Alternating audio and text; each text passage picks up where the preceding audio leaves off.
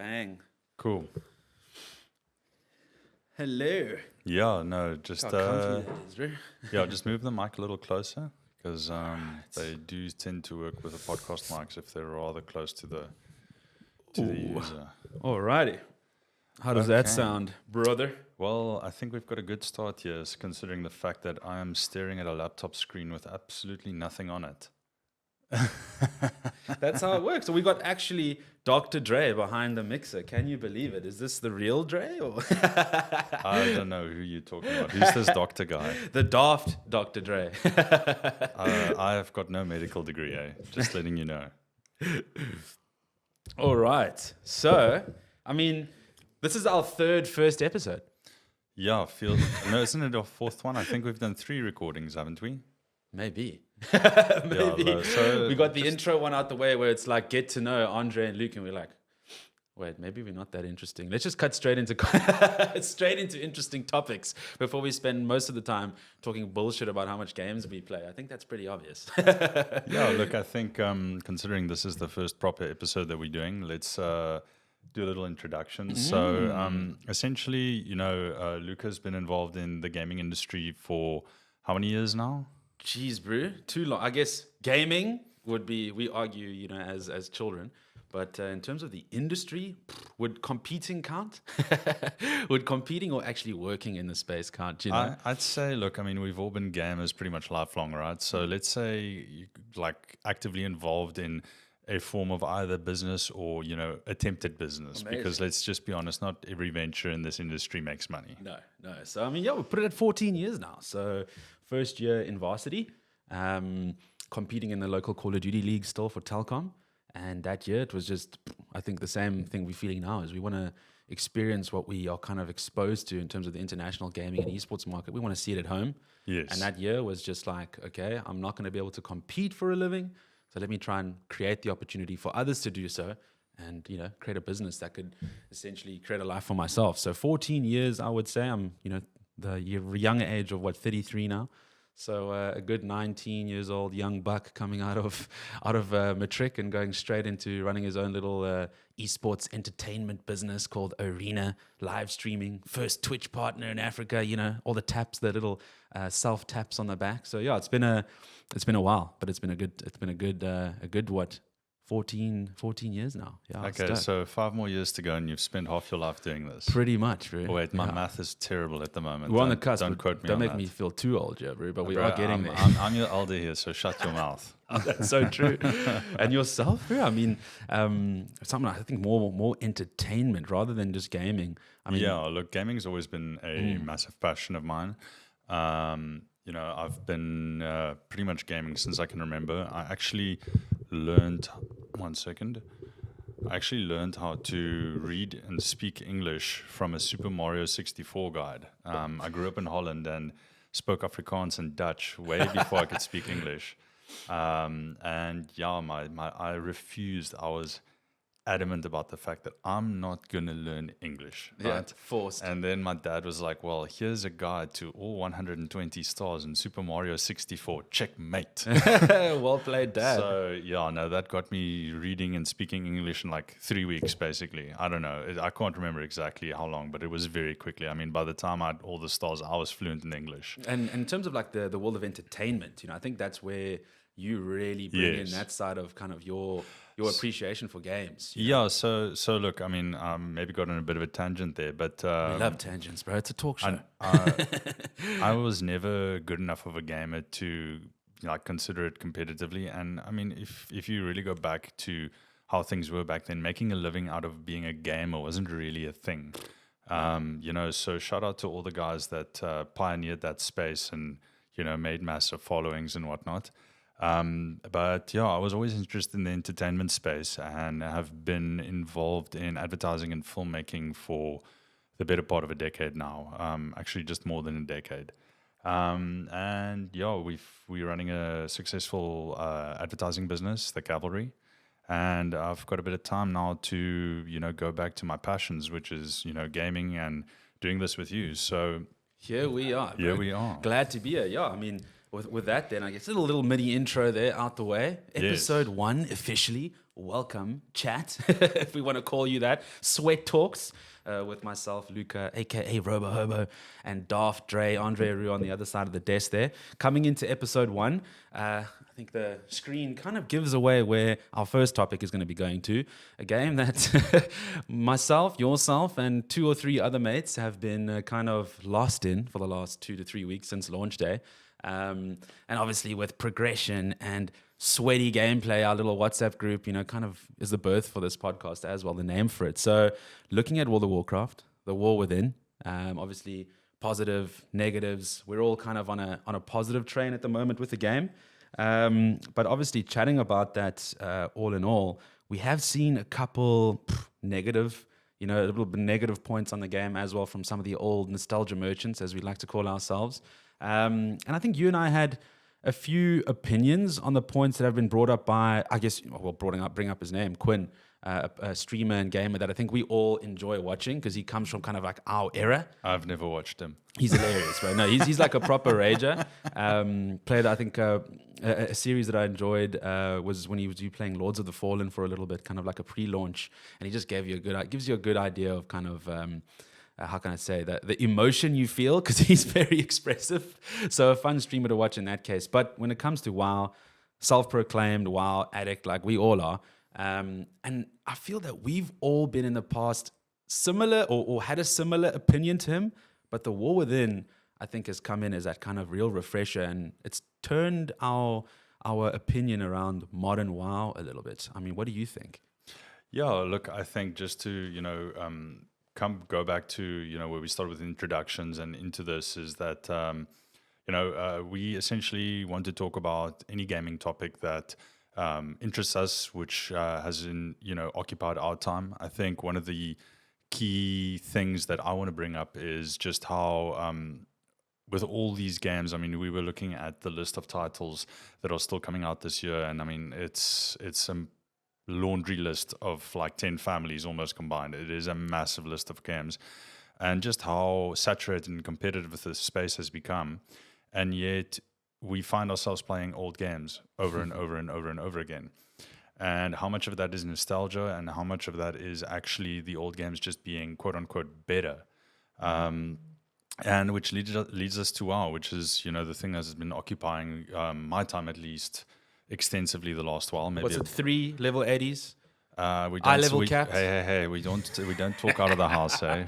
Fucking hell. It's like we don't have any issues with class selection because we've got one guy who can cover every single. Okay, no, now you're exaggerating. I'm not, this is not a good start for me. I'm exaggerating. Fuck off.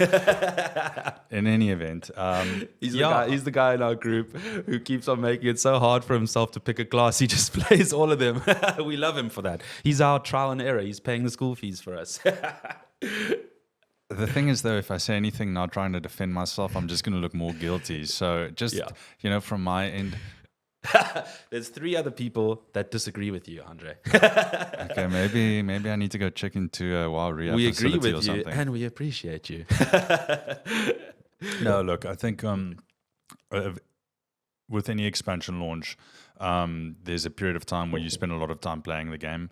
I think with WoW, it's quite time consuming, the initial launch of an expansion, but then you sort of get your character to a point where you can play 2 hours, twice a week and basically keep up with content. So I've guilty as charged, been going quite deep at the start of this expansion. So fairly geared monk, druid, and mage.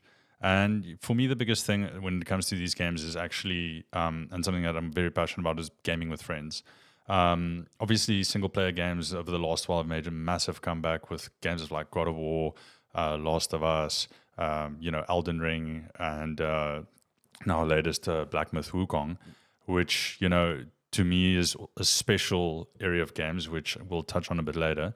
But I mean, if I can't play with my mates, then I'm not really that interested in playing. For example, the little time we have to play, you generally want to use that, as a social experience as well. Yes, and WoW's quite good with that, especially now with the mythic stuff. So the reason why I've put some time into these multiple characters is because it gives us options. Excuse me. Oh God, gives me gives me options for the group so that we can have a strong composition. But yeah, enough of me and my leveling.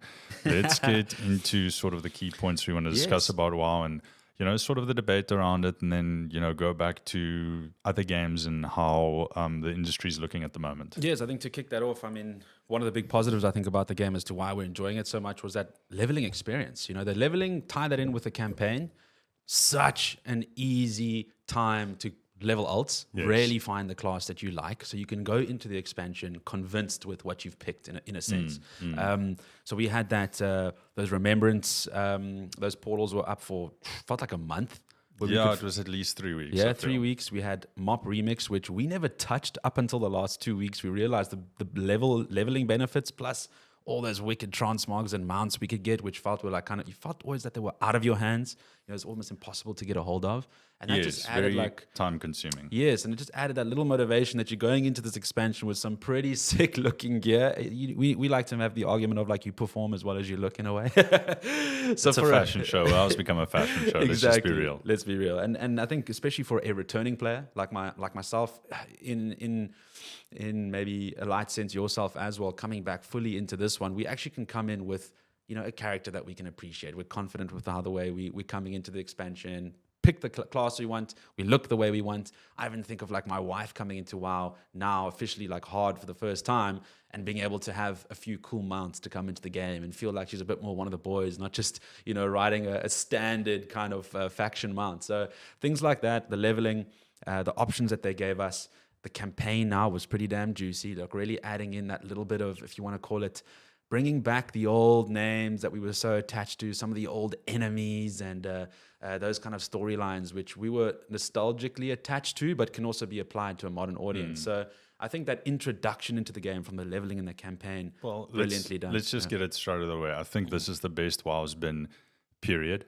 Like ever. Sure, there can be an argument for. Could say like from Legion, right? Like it's like that checkpoint. Like Legion was fantastic. Was a bit tough. I think the simple reason why I make that statement is because of how easy they've made your progress in the game in terms of the Warbound. So essentially now with this expansion for the first time, your progress is across your characters on your account. So you don't need to repeat stuff. So for example, if I want to play, a different class, I level it up to 80 and immediately all the stuff I've unlocked on my main character or the furthest progress character is available. So there's none of that tedious stuff just to get to play the game. You can play the game how you want to play it. And that's very evident in, the new delves that they've added, the fact that you can do raids by yourself. They've really opened it up for people that don't want to group with people. I mean, personally, I don't understand why. If you've got people to play with, that's always better, Yeah. But the fact that the option is there is fantastic. It could be a week with the bros just online to do mythics, and you have that option, Yeah. And I mean, interesting you bring up, your wife playing. My wife is also an occasional gamer.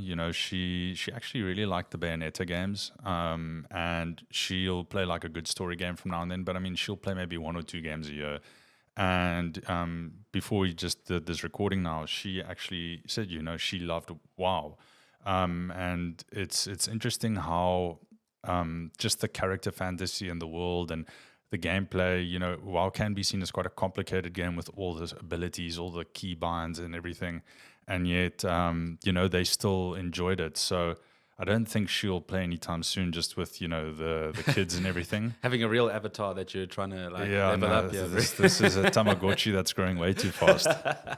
No, it's awesome. Being a parent's amazing. But so stealing game time is more difficult. But also if you have a group where you're working towards common goals and there's the banter and the shared success and failures, it's a lot of fun. Yeah, it's like that joke you always make, if your friends aren't giving each other a lot of shit, you're probably not good mates. Yeah, no, look, I mean, Wolfie, if you say anything nice about Mike, we're definitely going to come check your vitals whether you're sick or something. There's something wrong. There's something serious they just wrong. agreed with each other on a tier list option, so there's already some signs of issues forming. We need to send the doctor out tier right list now. agreement, that's the like doctor. up there, dude. Yeah, I mean, like chatting then, running through a couple points, I think that what we kind of spotted in terms of discussions. We'll run through those quickly. I think going first off is the one that was discussed was obviously early access. If anything, that's maybe the one point that we felt was a mistake. Kind of having that early access option for the Epic Edition, splitting that launch experience amongst, the haves and the have-nots, as that some may say. I mean, some people just make the choice, Especially with the price difference. I mean, Yeah.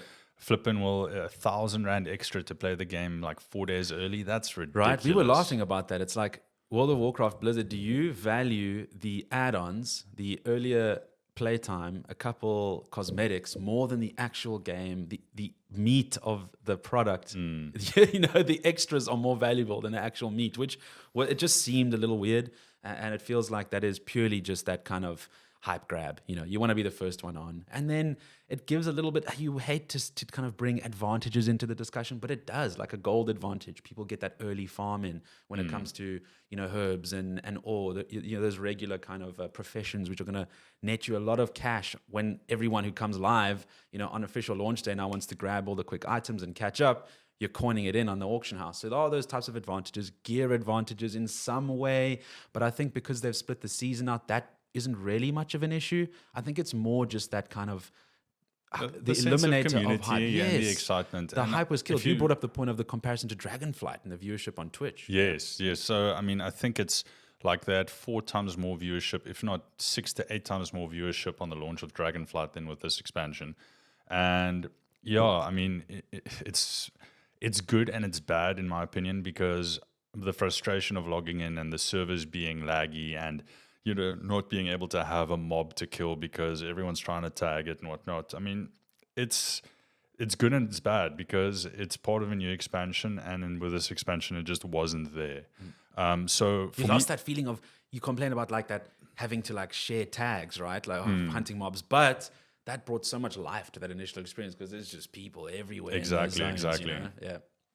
So I mean, I think with that.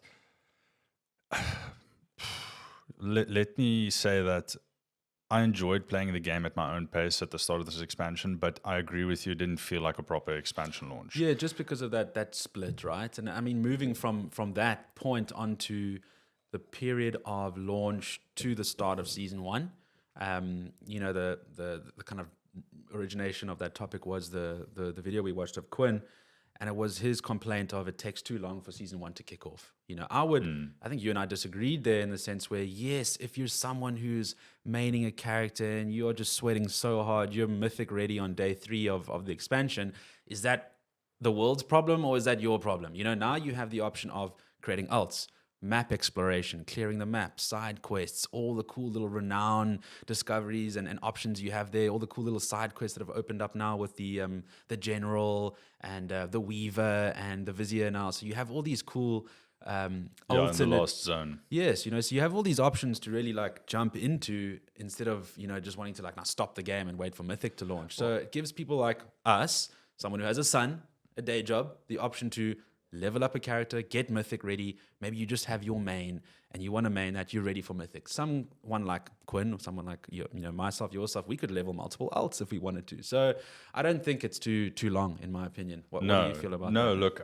I think it's one of those things where if you look at the fact that the game is now celebrating its 20th year anniversary. Congratulations, by the way.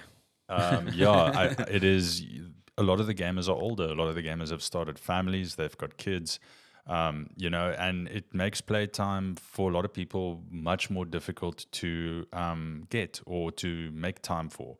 And I've had some of the people in our group have complained that they don't understand why it's taking so long for the season to start.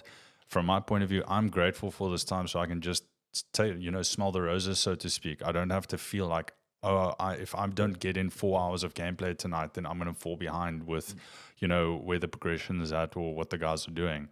That's what previous expansions felt like. It did. It felt like work almost. Yeah. And for me with this one, it's honestly the nicest experience I've had in a WoW expansion thus far. No, it's been awesome. Really just that feeling of, again, going back to, you have your mates, your core group is on almost every day, and they've created that experience where you feel like, you want to be on. You don't have to be on, So well done to them on that one. I think going on to kind of the experience of the world and how it feels to obviously, adventure through the new zones. Some beautiful zones. We really enjoyed that. Hello Fall. You made that point up of like the first time you enter Hello Fall and you dive down.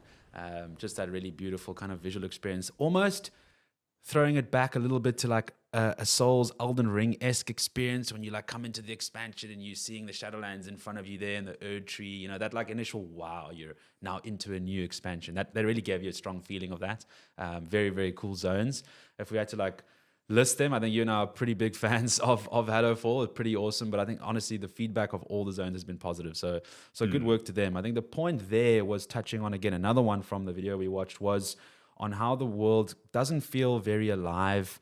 At least that's what it felt like initially, but now diving into it, I can't really remember a period in the last 2 weeks where I didn't see people around me, no matter where I was questing, so I don't share that opinion. Yes. Look, what do you so think, I mean, for the people that have been around longer and used to Blackrock Mountain PvP and gating in the entrances to dungeons and whatnot. The fact is that since they've introduced war mode, people can choose whether or not they want to engage in that kind of combat. And there's quite a big divide between the PvP and the PvE players. And it could be very frustrating for PvE-focused players to, have to deal with that PvP stuff where they're basically just being spawn camped when they're trying to do PvE content. And I can understand why PvE players would have played on PvP servers in the past because otherwise you don't have really the option of world PvP. I feel with the war mode, the choice is yours. If you want to engage in that kind of stuff, 100% turn on war mode. If you don't, you don't have to. I would say, though, that the one caveat to that is that I wish they had put more rewarding PvP-based world quests and world zones into the game. Just more areas for people to engage in world PvP where, for example, you can't use flying mounts. Yes. You basically... think Wintergrasp just a lot better. Yeah, like Stranglethorn Vale Arena or whatever it is. Just more areas for people to engage in that kind of content with an incentive. Because, I mean, while players are quite min-maxy and incentive focused, so they're generally not going to do content if there's not some kind of cosmetic or gear-based reward. Exactly. So you need to reward the players for engaging in the content. Yeah, I think kind of leaning on into that same topic was like the idea of flightless zones, right? That feeling of like you're just teleporting from area to area. Quest accept, quest do, quest hand in. You're not really experiencing anything in between. No. And I think that could maybe be improved in some sense. Maybe there's a limitation on mounting in certain zones, as you mentioned, on certain quest lines. But I like the idea. Did you play much New World? No, that's a game that I didn't spend any time playing. So New World, it didn't last super long for me. There were very positive elements in the game. I think that the PvP side of it probably was the highlight. And because it didn't work out as intended, the game dropped quite a bit, in my opinion.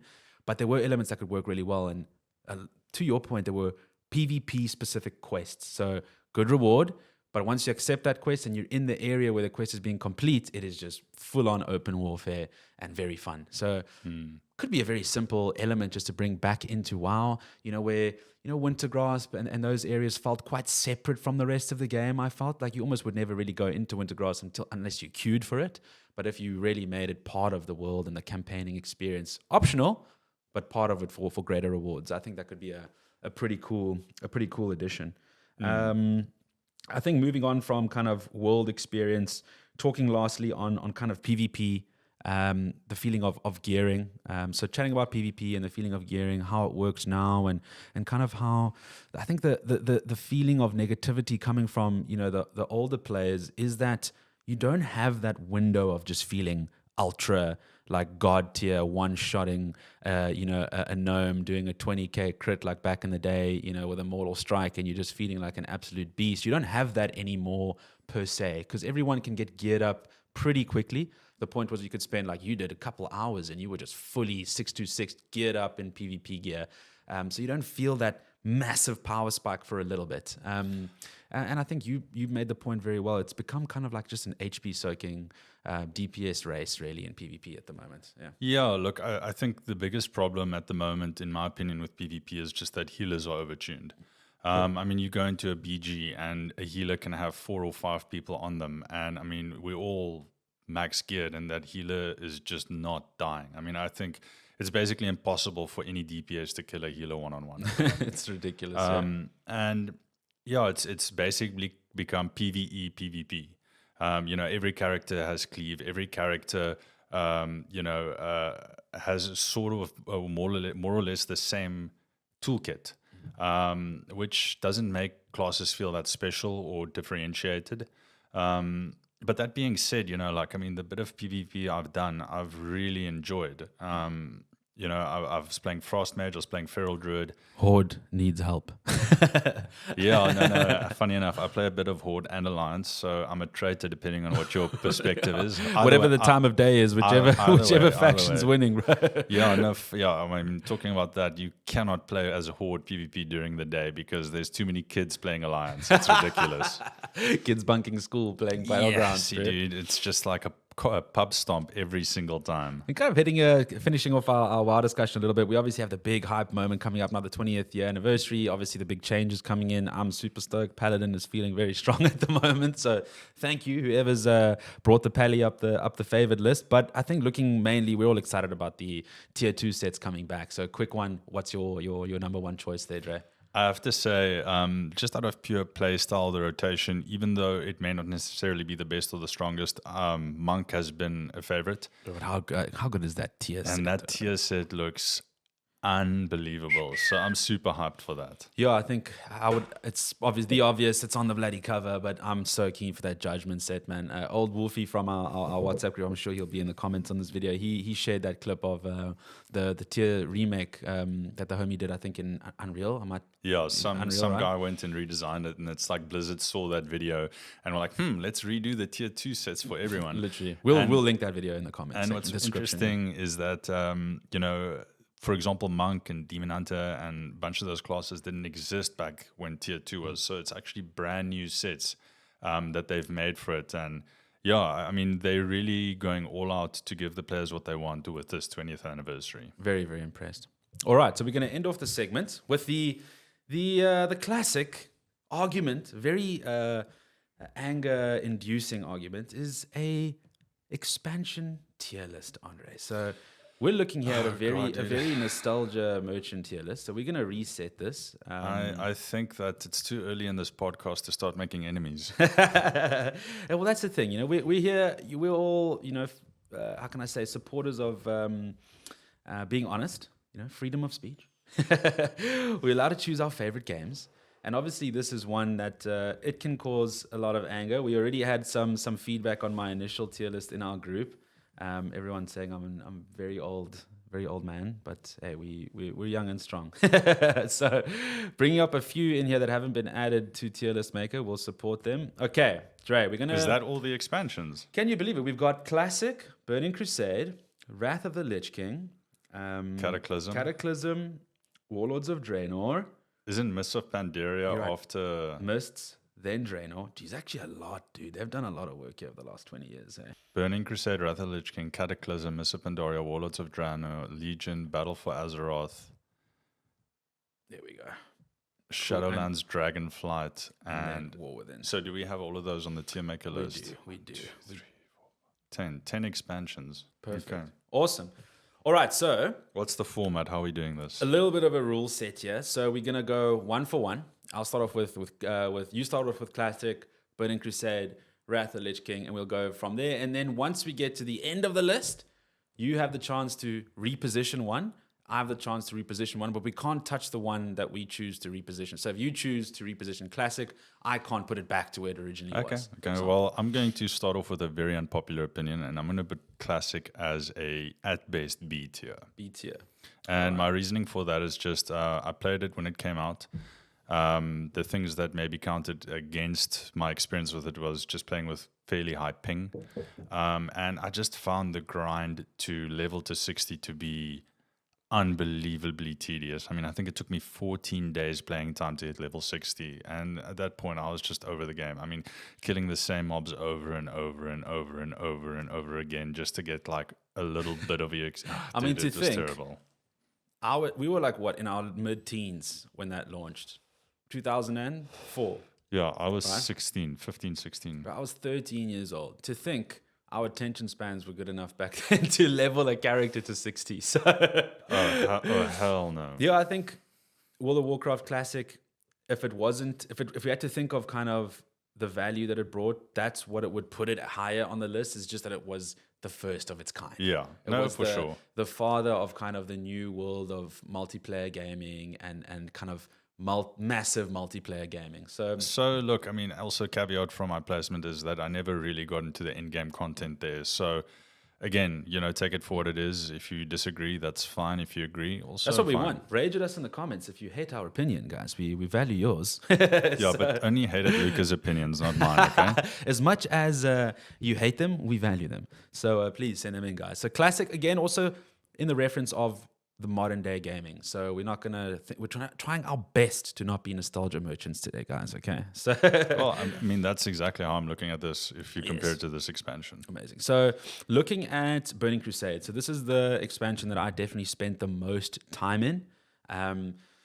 So hard for me to not be a nostalgia merchant here, to be honest. I think just the timing of it. This was like 2006. So kind of mid-high school days. This is when I think I was starting to get really pasty behind the computer. The world of gaming was really starting to be enveloped. So if I had to choose a spot for BC, I think the characters, the campaign, building onto kind of the worlds that we were so fond of playing, Warcraft 3, Reign of Chaos, Frozen Throne, they just touched onto those characters, good and bad characters that we were so much fans of. Yeah, and they really built out those storylines so well. Paladins, the Argent Crusade, and the Lich King and the Scourge, and all these things which we lived out in Warcraft 3 was kind of brought out into WoW. So for me, BC as the first expansion, the amount of time that I sunk into that, kind of the difficulty that you were expressing in Classic was slightly nerfed in Burning Crusade, so it felt a little bit easier to get into in-game content. And PvP for me back then was arguably between BC and maybe Wrath at its best, the way you would gear up and feel that power spike for a little bit, but did tend to balance out. I think if I think of the merciless PvP season, still one of the best. So for me, Burning Crusade at A tier for now. Wrath now. I know this is you right here, Bruce. Yeah, look, I mean, it's no surprise here, and a common thing that people agree on that this is one of the best expansions. For me, it's a definite S tier. It's at that point, I was playing on a South African server called SA Realm, because it's so much nicer to play with low ping. And back then, even the connections to Europe were still like 240 ping plus. Brutal. It was really rough. So I played a lot on SA Realm and actually hit server first 2.2k rating in PvP. So I was the first person to get the full gear set. Druid, right? No, I was actually playing Disc Priest. Oh, yes. Yeah, I was playing Disc Priest with a Feral Druid and an Arms Warrior. And Taki. And Shawl, yeah. Shawl. Yes, dude, we used to sweat it out. That was a lot of fun. That's probably the most fun I've had with WoW up until this expansion. I remember being at like Codlands and Yanni would whip out his World of Warcraft character and show us his World of Warcraft tune as well. And you guys, dude, don't even get me started about that guy. Hey, like I God gamer. Yeah, dude, I hadn't played in a while. Well, I've been playing, and if you're not in a good raiding guild or you're not like sticking with that progression, especially when you're talking about PvE content, you basically get to a point where it's very difficult to catch up. Yeah. And I just remember where I hadn't seen him for a while, and then he showed me his retail account, and he had like server first downing of like a certain raid, and they got a title and everything, and I was just like, I'm never going to get to this level, and I quit WoW that day for like 3-4 years. Just to put into context, Takborg is like national champion in Call of Duty, Counter-Strike, Team Fortress. The list goes on. Yeah, no, dude. A talented gamer. I mean, I played a game of Team Fortress 2 where it was, you know, when you're in the castle and you can only use like bow and arrow and knives and melee stuff. It's like, most games people will get like 30 to 40 kills, the top people in the lobby. I was in a lobby where you had like 200 kills with Spy, just knifing everyone in the back. I'm like, bro, what are you on? What are you doing? Yes, it's like you're ruining the servers for everybody else. That is ridiculous. Okay, now I think we have another contentious one on the list. I think one that has quite a good, clear understanding of kind of the love for this expansion, or the lack of love for this, is how it's done in the classic kind of era of WoW. Yeah, things drastically changed with this expansion. So Cataclysm, talking from a point where I didn't have a lot of experience because just flat out I did not enjoy it that much. Didn't last very long in that expansion. Obviously this came in as that attempt to like drastically change WoW from its core. Obviously the entire Azeroth was altered, changed, classes changed, the way the game was played. I think very kind of boss fights that were very, if you want to say, event-like in a way. So a lot of the combat in raids was very difficult, I think, in comparison to other unnecessarily challenging, you know. So yeah, looking at Cataclysm, not a huge fan of this one. I think overall a 50-50. So we could probably, in my opinion, put this down. We could put this behind Classic in a B tier. It was almost trying to be the new Classic in a way. That's actually the expansion I spent the most time raiding in, and because of that, I never want to raid again. Mythics only. It was brutal. It was brutal because I was in a guild that wasn't like particularly good. Okay. Not to talk down on the guild, but I mean, flip the amount of attempts we took just to down like the normal raid and then eventually heroic. It was painful. Difficult, eh? Yeah. Okay, so after Kata, we had our good friend Mist of Pandaria. Dre, what are we thinking here, my friend? So I didn't really play Mists. So take my opinion on this one with a pinch of salt. Although I really enjoyed Remix and I really enjoyed the zones in Mists of Pandaria, I actually quit WoW after Cataclysm because I was like, pandas in WoW, get the fuck out of here. Right? Like, I thought it was the dumbest If only stuff. we knew. I thought it was the dumbest stuff they could have ever done. But I think, you know, just in terms of the storytelling, the lore, and, you know, the zones, I actually really enjoy them. I would, somewhere between A and B.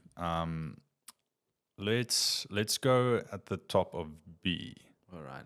Actually, no, let's put it A, low A. Low 8, yeah. Mr. Pandaria, yeah, I think my opinion would stand equal there, thinking of MOP and our experience there. We spent a good amount of time in there and actually enjoyed it. All right, then after Mists, we have Warlords of Draenor, and one that I actually enjoyed. I played Enhancement Shaman on this one. Obviously enjoyed the campaign, you know, thinking of like the Hellscream kind of storyline there, and just again how core that was to like WoW overall. You know, the Horde, the whole story of the orcs from Outlands, and that was just again so entrenched in kind of what we knew of Warcraft, characters that spoke to us. Pretty fun raids. I enjoyed the Blackhand fight for some weird reason. I don't know why I enjoyed, you know, that raid so much. I think it's because I performed pretty well. Enhancement Shaman was popping off quite decently at Warlords, and hey, seeing big numbers on details is enough for you to enjoy an expansion. So I'll put WAD just above Mists here. Damn it, man. I'm struggling so hard to just not feel like my BC placement's a nostalgia placement, but it was a great expansion. No, it was by all metrics. All right, what's up next? I can't really say so much for Warlords of Draenor because I did not play that expansion at all. Okay, so next we have this is a big one. This is a big Legion. one. This could be, yeah, this is a big one. This is going to be a difficult one for me to place because it was by all metrics a good expansion.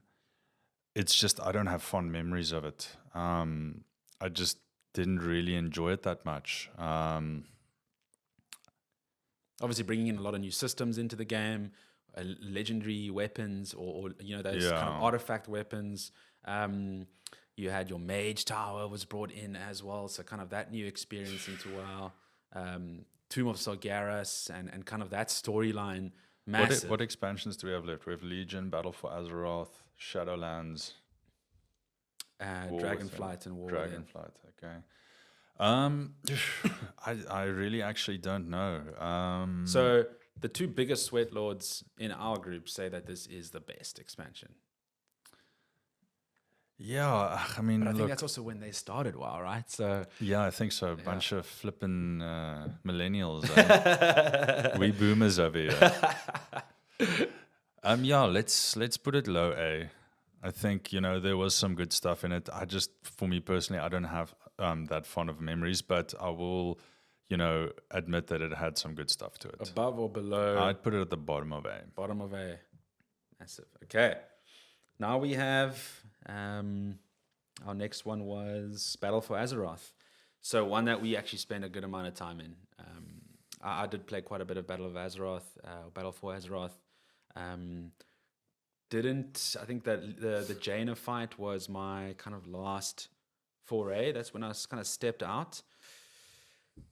If I'll be honest, definitely not one of my favorites. I think there were points in the game which were exciting. I think the Zandalari trolls, the humans, the Kultiris race, and the Kultirans, very cool races brought into the game. So I can give a positive from that side. In terms of just building onto kind of that, or almost starting that heavy culture of world quest grinding, I felt like Battle for Azeroth was the first one where it really started to make that like a core element of the game, and that killed me for a little bit. So if anything, Battle for Azeroth is going, oh, that's high placement. For me, that's like a C or a D tier. Yeah, but don't let me influence your decision. Yeah, I'm trying to think here. Could it be above Kata? Will Kata have to go down for me? That would have to be an... Kata had fairly decent rating.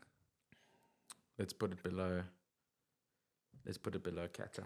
B tier, below Kata. We're being nice here. So what's next? Is it Shadowlands? Next, we have Shadowlands. Yeah, damn. This was I think one that we didn't rate very highly, bro. No, I think for me, Shadowlands straight into C tier. Down. Yeah, I think, also with the whole Sylvanas storyline, it just wasn't good. People weren't fans, yeah. And it really felt a lot like BFA version 2 almost. Yeah, Shadowlands, Torghast, just so grindy as well, dude. Oh my word. Oh, Torghast is probably one of the worst things they've ever added to the game. So brutal, yeah. No, Shadowlands, unfortunate. Sorry, different storyline. You should have been placed into there, the Banshee Queen. Unfortunate for you. All right, next we have Dragonflight. So, this one, like Shadowlands and Dragonflight, in my opinion, were two best friends down at the bottom of the pits here. So Dragonflight, didn't enjoy this campaign, to be honest. I felt like it came out of nowhere, to be honest. Terrible storytelling. Dragon Isles really just, for me, served no purpose in the overall storyline of World of Warcraft. Characters didn't really interest me that much.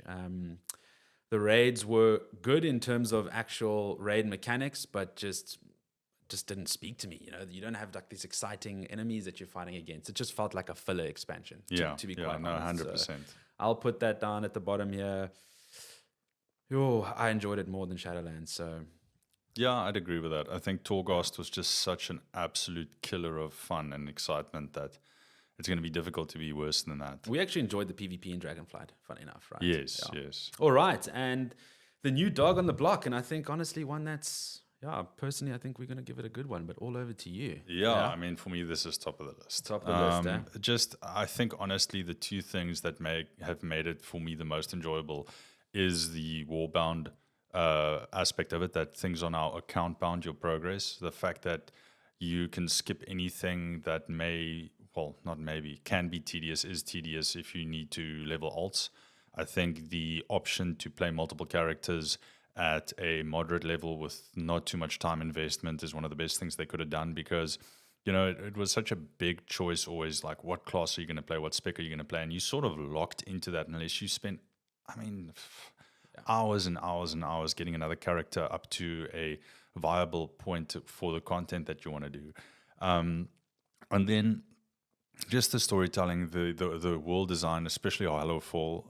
I'm not that big of a fan of the last zone, Ashkahet. And I also feel like there should have been one more zone. So there are things that aren't that great. I also feel that PvP definitely needs some attention, with everything being way too homogenized and healers being too powerful. There are elements brought up the point that Mythic has taken so much precedence that characters or classes are built around that. Yeah, every character needs to have AoE cleave now, because Mythic Plus is so popular. And I think the PvP community is just shrinking and shrinking. You know, you've got guys like Zayu who quit after the end of season 1 of Dragonflight. So yeah, I mean, I can nitpick here, but if you just look at how much time I've spent playing it over the last, 2-3 weeks, it's a good sign. I'm really enjoying it. Like, I'm excited to log in each time, even though, there may be some stuff that they can definitely still improve. If you just look at how the devs have been handling the updates, the patches, the content that they're giving us with the 20th year anniversary and whatnot, it really seems that Chris Metzen's return is a catalyst for the game to become better and better. Remember that ridiculous 6-month gap between updates in Dragonflight? Dude, that was the dumbest thing I've ever seen in my life. Eh? Well, that was the how's dumbest the thing. now? Like every 2 weeks, we're feeling like we're getting changes. Yeah. Awesome. Yeah. All right, so that kind of ends off our rough tier list. Now we get that final option of adjusting one of the choices here. So You can go first. I'm going to kick this one off, and I think it screamed the obvious option only on the basis of or rather I put it in the basis of it was that remake. It was like, I won't say they try to clean up the mess that, Cataclysm made and what came after it. But I felt like Legion really was that milestone, that checkpoint into a recovery for WoW. Brought a lot of new faces in, brought a lot of old faces back. So we can lift Legion up crazy. I'm putting it up above Burning Crusade. So Legion, top of A tier for me. Yeah, I think I'm happy with that change. So if I have to change something here, the thing is, it's difficult because I can't really speak for the expansions that D tier is looking lonely. Yeah? that I didn't play. So yeah, let's move something down into D tier. I think for me, was it Shadowlands or was it Battle for Azeroth where there was 6 months without an update? That was... I think that was Battle for Azeroth. Battle for Azeroth, yeah. Yeah, let's move Battle for Azeroth into D tier. That was absolute freaking garbage. Wolfie's going to hate you. Yeah, no, sorry, Wolfie, but I mean, hell, whatever, if we got that wrong, if it was Shadowlands, then no, it was definitely BFA. It was. Yes, dude, I cannot believe that they had 6 months without any updates. Or was that Dragonflight? Wasn't it with Suramar? Wasn't that Legion? That was like the Suramar grinding. There was updates to that, but I remember I specifically quit playing because there was nothing new to do for literally, it felt like a year where they didn't add anything new to the game. I genuinely feel like that was BFA. Okay. Yeah, I genuinely feel like that was. But look, nice thing is, so there's our rough day one or month one beginning of season 1 tier list for WoW. Obviously, the War Within is just launched. We'll come back to this with another proper, WoW-focused podcast with some of our sweaty tryhards here on the desk. And we can revisit this with their opinion as well. Maybe it changes a little bit, up to that point. Yeah, no, I think this is a good place for us to tie off the WoW. I think it's also important that people realize this is not going to be a WoW-focused pod. No, 100%. It's just at the moment. It's the hot topic. Yeah, it's the flavor of the month.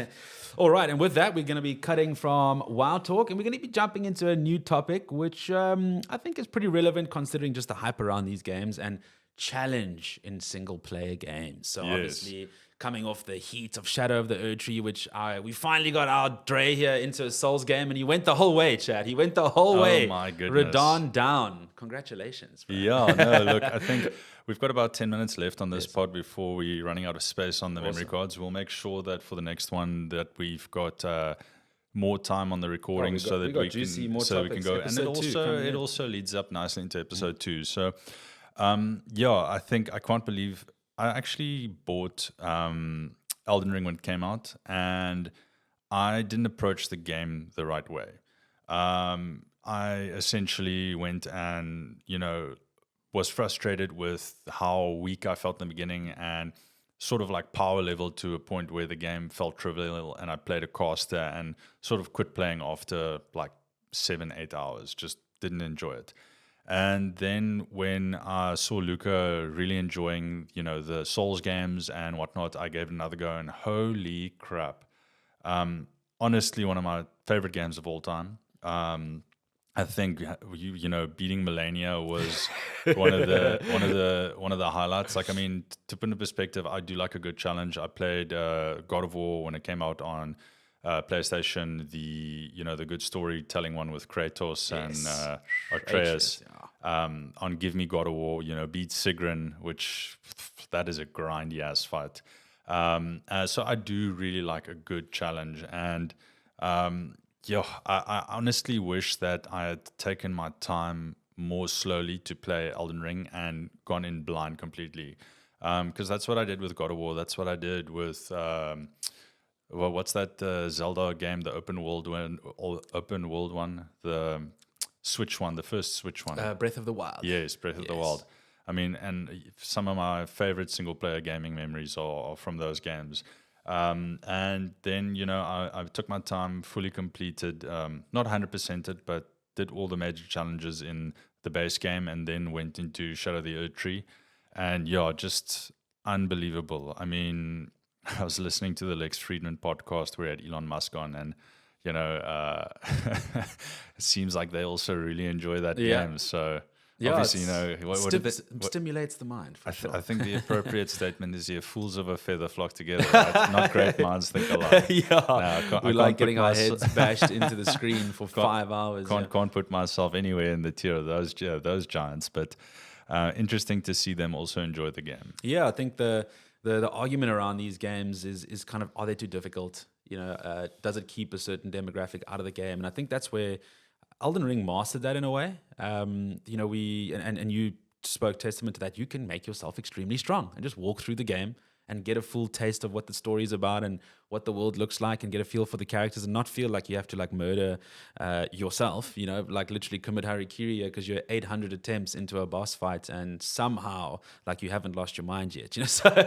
Well, I mean, as we've seen, a goldfish can beat Radon. So yes, just to make us feel stupid. We'll put a link in the comments below. But there's a guy that essentially put a webcam on his fish, and wherever the fish swam, it basically just mashed buttons and it killed Radon. So you can make your characters ridiculously shout overpowered. out to Miss Mika finishing the game simultaneously. One on a dance mat, one with a controller in her hand, and she finished the game together at the same time.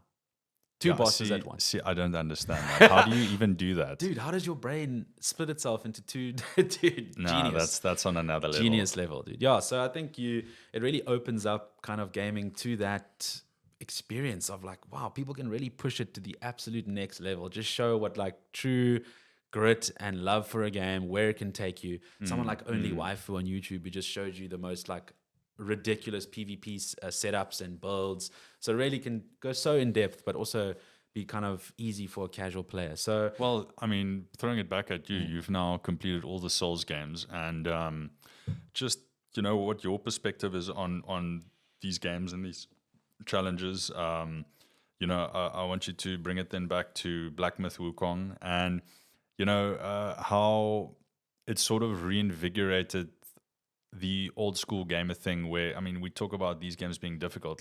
Have you guys ever played Battletoads? Yeah. Games used to be extremely difficult. Rewind to the Sega, stuff was brutal. You didn't have an extra life. There was no continue. You start over. Exactly. Yeah, so I think Wukong as well, quick one before we cut here, but I think that was also very impressive in the sense that it was an Unreal Engine, a decently long development time, but not as large as you'd expect for a game that was that impressive and so beautiful. Again, on the challenging point, very challenging to some point where I could say harder than some of the Souls games, because you don't have the option to just make yourself so ridiculously strong with crazy setups. You're given what you're given. Choose the talents on your talent tree. Use the weapons you're given. No, the game has to be played a certain way. It's not. It doesn't give you the freedom that Elden Ring does.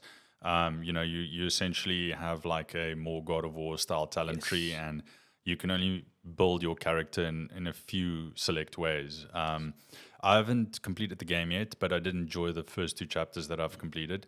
But yeah, it's just that fine balance between being grindy and being challenging. Yes. And I think, it's the best developers that really master that balance. Yes. Yeah, they've done so well, because you feel like where in Elden Ring, the cost of respecing is so high to the point where you, in that playthrough, can get to the point where you just can't do it anymore, unless you're reloading save states. Whereas in Wukong, you can head to, your grace point, your, little incense shrine, and you can respec yourself completely. So you can realize, oh, wait, this tree, this dance might work better on this boss. respec, go into the boss fight. So you need to have that awareness of like, don't just head mash with the same play style over and over. They allow you to change things up. So yeah, I think looking at the level of games now, the challenge that it's given you, I'm all for the way they've set these games up to the point where if you really do want to play it easier, you can, but it keeps sweaties like us completely sucked in and trying things over and over again until we complete the challenge the hardest way possible. And we get so much joy out of that. That brings in replayability and longevity into a game like The that. thing that a lot of developers also forget is that the gaming space is as big as it is because of hardcore gamers. You know, catering to casuals is fantastic and great, but you know, if you take that into account with the fact that all of these, you know, gamers are now older, like I mentioned, have families and, you know, more life obligations, less time to game, giving the player the choice or the option to play the game the way that they want to play it, I feel is fantastic. I mean, I remember when I started off gaming, it's sort of like, don't give me too many options, you know, like give me the challenge, let me do it, move on. Now it's sort of like, okay, well, I mean, half the time I spend on WoW is like farming mounts or transmogs or whatever it is. And, you know, there's something that's relaxing and fun about that too. So you don't always want to be playing a Souls-like, but when you do want to play that, then it's nice to have that option. 100%. Well, awesome, Dre. I think, look, we've got some tasty topics to still run in through, but I think we'll save them for next time. We do have a limitation on our recording, but with that, honestly, amazing kickoff here in our new little setup. We're in Dr. Dre's lair, and we'll be back now regularly 2 times a month. Soldiers chat. It's kind of what we'll be aiming to have on our release schedule. So keep your eyes peeled. Obviously, the notification bells, the usual stuff that us content creators force you to do. You know, so get the sub in, get the like, and leave us a comment. Touch on these little topics that we've obviously mentioned today. We want your opinion. We want to have a discussion with you guys, and this obviously leads into what we tell us where we've nailed it on the head. Tell us where we're being idiots, where we actually have no clue where we're talking about. And what you'd like us to maybe chat on next time. Yes, definitely. Yeah. So I think just to give a little teaser for some of the topics we want to chat about on the next one is just about, you know, which games are being played. You know, I think 80% of games or playtime was like 77 titles in 2023. And a lot of it were older games like, you know, Fortnite and GTA and stuff like that. Then also, obviously, smaller studios bringing out fantastic games like Tiny Glade, which is coming out now, which looks fantastic. And then now Microsoft Blizzard saying that, you know, they're going to pivot. They're going to basically cut down their development teams and make smaller side content based on their IPs so that they can push out new game ideas quicker and faster. Because I think games like Valheim, Palworld, you know, the massive success those games have had showed you that you don't need a massive development team. You just need to give the gamers what they want, and you need to be quick and original with it. Yeah, the tools at the developers' disposal today is just on another level. And how, if you don't do that, you can lead to a disaster such as Concord. Absolutely tragic. And we'll definitely be touching on that next time, guys, obviously on that topic of, you know, purchasing games to free to play, all these elements, obviously, which are a big hot topic, specifically with multiplayer and shooters, obviously, Game Pass, Call of Duty on Game Pass, crazy. That's a topic I'll be touching in, obviously, with Call of Duty being a pretty dominant part of my life. So we'll touch onto that one. Pretty massive. COD, a game of the current modern generation, which has kind of just led the way in many ways, now not being a purchase year on year out. Big change. Yeah. Thank you, guys. Sweat Talks Session 1 wrapped up. Thank you so much. Yeah. See you next time. Just stay seated for 1 second because I need to check something. But we're signing out. Thank you, guys. No, you want to see this.